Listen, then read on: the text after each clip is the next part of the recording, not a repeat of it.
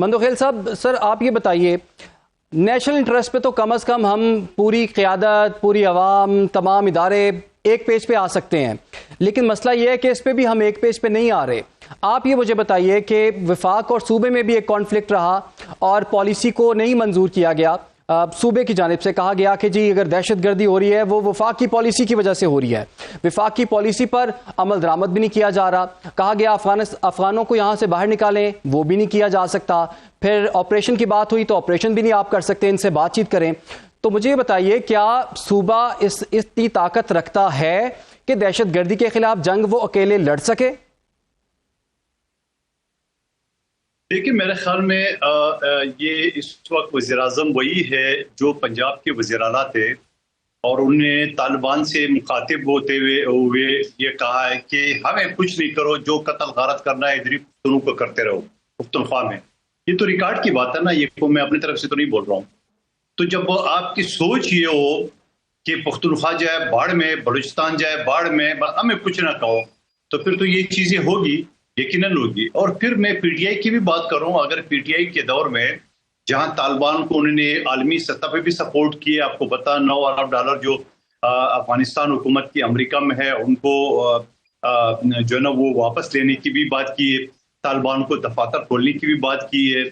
और फिर गंडापुर के दौर में बनू जेल टूटा, एक फायर नहीं हुआ, एक ताला नहीं टूटा, 400 दहशत गर्दों को लेके, और बाकायदा जाके अपनी पनाहगाह तक जब पहुंच गए तो मीडिया को फोन करके कहा कि हम खैर खरी से पहुंच गए। और डी खान से लेके स्वात तक पीटीआई की हुकूमत, इनकी वज़रा, एमपीए, एमएनए और खुद इनकी ब्यूरोक्रेसी टीटीपी को बता दे के ये 12 साल से हुकूमत चला रहे हैं। ये मैं नहीं कह रहा हूँ, ये वहां के हर चीज है।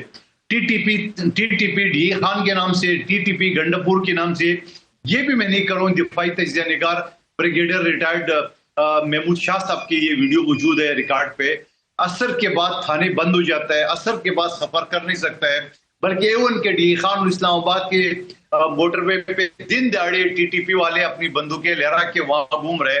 तो ऐसी सूरत हाल पे तो हम समझ में नहीं आ रहे कि ये पीटीआई की पॉलिसी ठीक है या शहबाज शरीफ की ठीक है।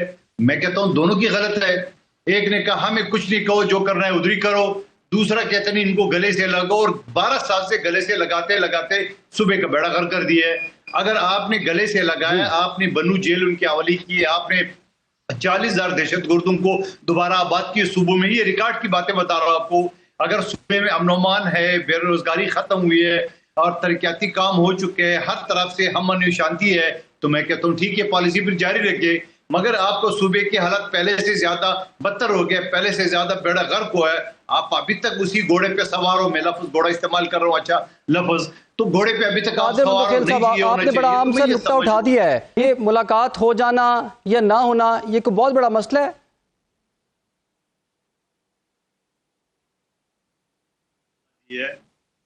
और मैं कहता हूँ एक वजीर आला है, मुंतखब वजीर आला है, और वो अपना लीडर चाहे जो भी उसकी स्टेटस हो, तो उससे मुलाकात करना तो उनका कानूनी, आईनी और अखलाकी उसका हक है। मैं नहीं समझता हूँ कि इतने बड़े रोड़े अटकाना। यकीनन नई हुकूमत आ गई, नया वज़ीर आला आ गया, उनको वेलकम करने चाहिए और उनको जो है ना वो फैसिलिटेट करने चाहिए, ताकि क्या करना उसे। ये वज़ीर आला आया तब भी इमरान खान के हुक्म से आया, गंडापुर ने इस्तीफा दिया तब भी उनके हुक्म से दिया है, आगे भी काम करेंगे तो उनके हुक्म से करेंगे। अगर ये नहीं मिलेगा तो अलीमा बीबी के जरिए मैसेज आएगा, नहीं हो तो ट्विटर अकाउंट जो है ना वो जेल में चलाते हुए वहां से आ जाएगा। तो मैं समझ रहा हूँ इनको इतना बड़ा इशू नहीं बनाना चाहिए। और जिस तरह मासूमियत से शुमाइला रैना साहिबा ने बात की है कि वो पंजाब हुकूमत, तो पंजाब हुकूमत किसका है? वो तो भी आपकी भतीजी का है और आपकी पार्टी का है, आपकी लीडर की बेटी है। क्योंकि जेल मैनुअल के मुताबिक या जो जेल होता है वो सूबाई हुकूमत के अंडर होता है, उसका किसी अदालत से किसी और चीज से ताल्लुक नहीं है। तो मैं ये समझ रहा हूँ कि उनको फौरी तौर पे एक्शन लेना चाहिए और मरियम बीबी से जो है ना वजाहत लेनी चाहिए कि बाबा आप क्यों नहीं मिलने दे रहे। शमाला राना साहब ने तो मान भी लिया, ये खुद भी वकील है, कानून भी पता है इनको, और कैदी चाहे जितनी भी खतरनाक हो, जितनी भी बड़ा सजा याफ्ता हो, उनसे मुलाकात करना, उनके रिश्तेदारों का, उनकी जो लोग साथी है उनसे मुलाकात करना, वो तो उनकी जेल मैनुअल के मुताबिक उनका कानूनी हक है। तो इतना बड़ा मसला बना के मैं नहीं समझ रहा हूँ कि ये मजीद उसको जो ना बेहतर कर रहा है इसको सुलझाना चाहिए। और बाकी जो गाड़ियों का मामला है, गाड़ी बिल्कुल पुरानी है, इसमें कोई शक नहीं है, लेकिन गाड़ी कोई गोदाम से या वो वर्कशॉप से उठा के तो नहीं दिया है। वजीर आला को भी इस तरह जो है ना वो एक ही सांस में, न तो वो मैकेनिक है, न तो वो एक्सपर्ट है, न तो वो कुछ भी नहीं है, तो वो इस तरह गाड़ी को देख के, चाहे उसको रंग पसंद नहीं है या खामखा जिद करना है कि इमरान खान से मुलाकात के बगैर जो है ना कोई काम नहीं करना है, तो मैं समझ रहा हूँ कि वो अपना नुकसान कर रहे हैं। वफाकी हुकूमत ने जो गाड़ियां दी है, ये बताया जा रहा है मीडिया रिपोर्ट के मुताबिक कि वो बाकायदा जो आलमी अदारे थे उनकी मातहत, उनके अंडर ये गाड़ियां थी, उनकी उसमें इस्तेमाल भी थी, और मैं समझ रहा हूँ कि उनको एक्सेप्ट करने चाहिए। और देखिए, अगर अभी तक तो कोई गाड़ी नहीं थी, जब गाड़ी दे रहे हैं तो उसको एक्सेप्ट करना चाहिए, और अगर मजीद उसकी कोई रिक्वायरमेंट है तो मजीद लेना चाहिए। इस तरह इनकार करना, मैं समझ रहा हूँ, ये भी सुबह की खिदमत नहीं है, बल्कि अपने जवानों वो तो वज़ीर आला ने ये कह के वापस भिजवा दी हैं कि ये तो एक्सपायर्ड है। तो क्या एक्सपायर्ड है? गाड़ियां, वो कहते हैं एक्सपायर्ड गाड़ियां, एक्सपायर्ड। देखियो, एक्सपायर्ड कैसे होती है गाड़ियां, समझिए ना, गाड़ियां वो जो बुलेट प्रूफ है तो एक्सपायर्ड कैसे होती है? या तो उसके कोई लेबोरेटरी टेस्ट उनके पास हो कि ये गाड़ी है, आसानी से गोली अंदर जा सकती है, तब कोई बात हो। एक्सपायर्ड तो नहीं होती है।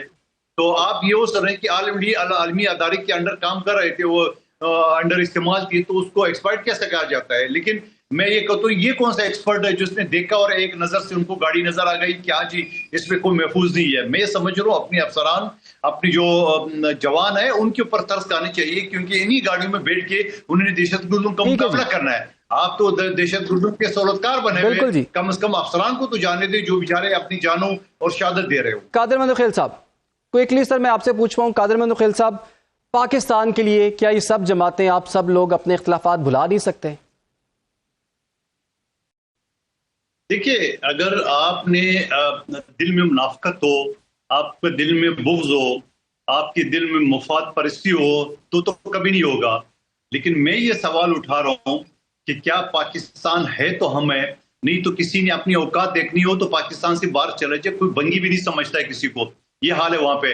बड़े बड़े हमने तुरब खान देखे लंदन और अमेरिका की गलियों में, पूछता भी नहीं है कौन है। सवाल ये है कि इन सारी चीजों का मैं सबसे पहले पुख्तनख्वा हुकूमत पीटीआई के ऊपर ये उंगली उठा रहा हूं कि 12 साल में उन्होंने कभी अमन अमान के हवाले से वफाकी हुकूमत से या सियासी पार्टियों से बात की नहीं, कभी उन्होंने बेरोजगारी के हवाले से कोई बात की नहीं, कभी उन्होंने सूबे की तरक्की के हवाले से आ गया क्विकली। अगर शमाइला साहिबा, आप क्या कहती हैं, पाकिस्तान के लिए एक नहीं हो सकते? जुमला कंप्लीट कर दे मुझे। जी जी, बात अगर की है तो सिर्फ ये कि जहां सेनेट के इलेक्शन हो, जहां के पार्टी में 6-7 धड़े थे और वो एक सेनेटर भी निकाल से, वहां मौलाना के पांव भी पड़े, पीपल्स पार्टी के पांव पड़े और मुस्लिम लीग नून के पांव भी पड़े। तो ये गलत है। पाकिस्तान के लिए आप कुछ नहीं कर सकते, अपने सेनेटर निकालने के लिए आपके पांव पड़े।